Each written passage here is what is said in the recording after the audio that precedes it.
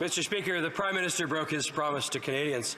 In 2017, he launched his national housing strategy, calling it, among other things, a life-changing plan to get Canadians into homes and to keep them there. The minister even recently gave housing bureaucrats $48 million in bonuses for a job well done. But we all know, Mr. Speaker, the housing crisis has gotten worse and worse and worse under this government. So, will the minister please explain to this House and to Canadians why he gave $48 million of bonuses to bureaucrats for a job not done? The Honourable Minister for Housing. Yet another example of playing ignorance when they know better, that we don't determine the compensation rates for an independent Crown corporation.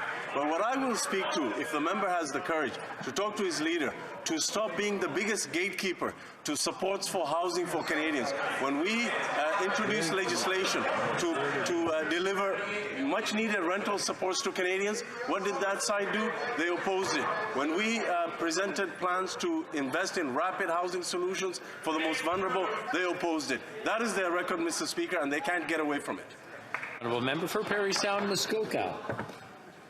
Well, Mr. Speaker, yesterday the Auditor General laid the facts bare for all Canadians. Never, ever has a government spent so much to deliver so little. That's right. Canadians see the results. They see the tent cities growing all across this country.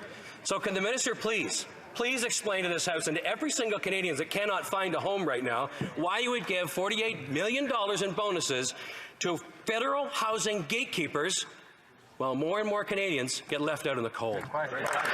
The Honourable Minister.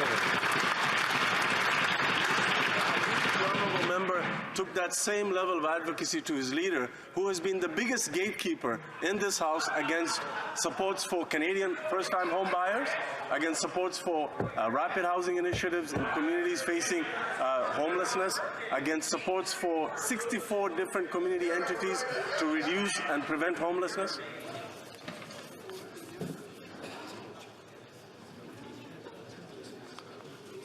The Honourable Minister, maybe from the top so I can hear the whole thing this time. It's at a distance over there. I'm having a hard time.